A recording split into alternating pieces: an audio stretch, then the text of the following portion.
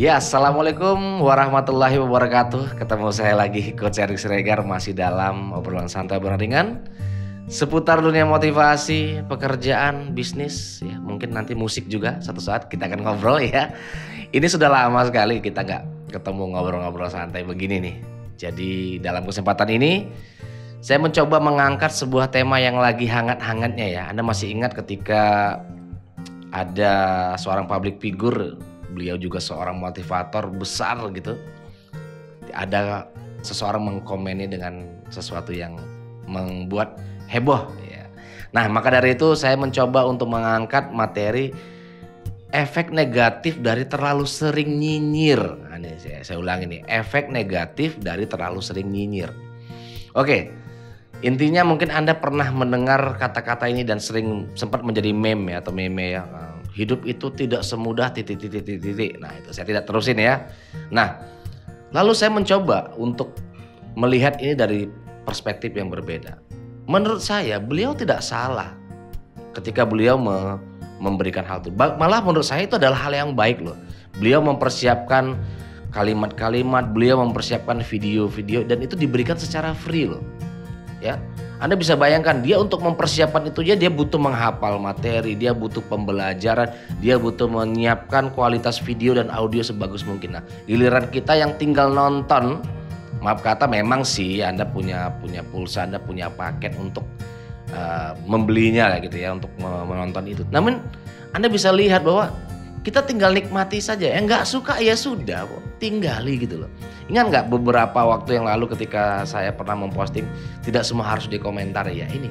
Nah, saya akan fokus apa sih efek negatif dari terlalu sering nyinyir. Ada beberapa poin ya. Yang pertama ya, karena seringnya orang itu nyinyir, jadi mudah terpancing untuk mengomentari hal apa saja yang dianggap tidak cocok untuknya atau tidak pas untuknya. Jadi apa saja, karena udah terlalu sering nyinyir, itu orangnya jadi gampang, apa saja nanti akan mudah dikomentari. Itu yang pertama, pokoknya jadi gampang mengomentari. Yang kedua, Anda tahu yang namanya nyinyir itu kan bisa berimbas pada hal-hal yang sifatnya juga fitnah ya, atau dengki dan lain-lain. Nah, lebih dekat pada hal-hal yang berhubungan dengan penyakit hati, iri, dengki dan lain-lain. Malah bisa membuat orang itu jadi lama-lama tertekan sendiri gitu akibat kenyinyirannya. Itu yang kalau dia secara negatif ya, kalau terus-terusan melakukan itu. Yang ketiga, yang jelas bisa mendatangkan permusuhan. Karena nggak semua orang terima dinyinyiri. Misalkan contoh, dia hanya memposting hal yang biasa. Misalkan ini kan kita bicara fenomena sosial media ya gitu ya. Yang nyinyir kan bukan mulutnya, tangannya yang nyinyir gitu ya. Kalau orang Jawa bilang gratil tangannya gitu. Nah, bisa mendatangkan permusuhan. Iya kalau orangnya terima, kalau nggak terima, semisal mohon maaf terjadi perdebatan akibat nyinyiran itu, sampai akhirnya melanggar batas-batas, terkenalah undang-undang UITE atau undang-undang masalah penistaan misalkan kalau berhubungan dengan agama atau berhubungan dengan nama baik seseorang gitu. Itu udah banyak sekali. Makanya kemarin sebelum heboh tentang materai 10.000, materai 6.000 tuh sering laku di sosial media ya, karena banyak bikin pernyataan minta maaf gitu. Ya, itu dia. Yang ketiga tadi Anda mendatangkan permusuhan. Yang keempat, karena Anda orangnya gampang nyinyir, otomatis Anda akan lebih kritis. Ya, maksudnya kritis dalam artian kritis bukan yang positif ya, kritis yang negatif. Apa saja itu Anda akan mudah Anda kritik gitu.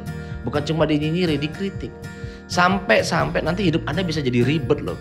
Akibat sering mengkritik orang lain yang terlalu berlebihan.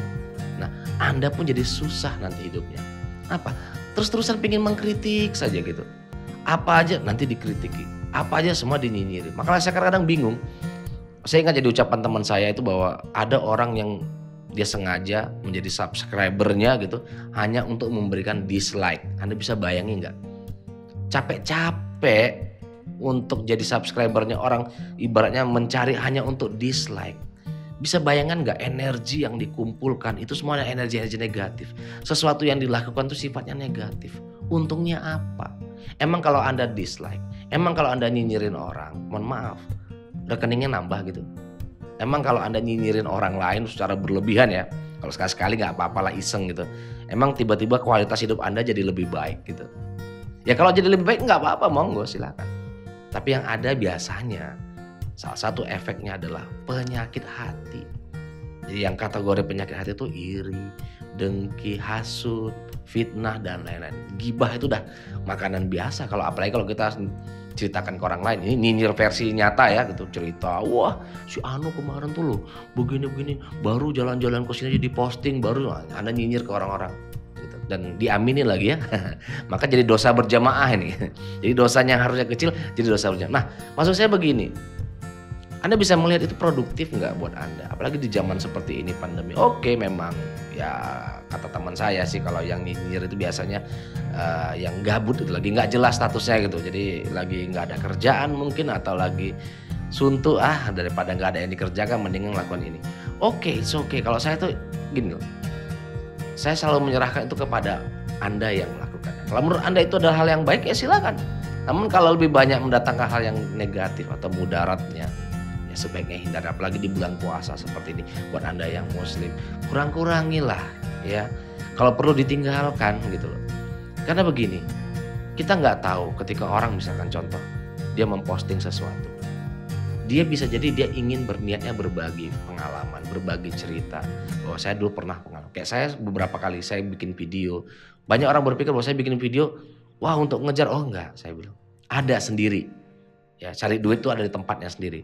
Video-video seperti ini saya bagikan untuk hal-hal yang sifatnya berbagi. Kenapa? Saya tahu tidak semua hal harus diukur dengan uang. Kadang-kadang hal seperti ini bisa jadi manfaat buat orang lain. Oke?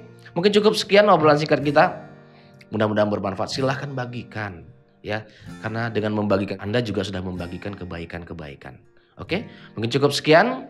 Saya ucapkan terima kasih. Assalamualaikum warahmatullahi wabarakatuh. Sukses untuk kita semua.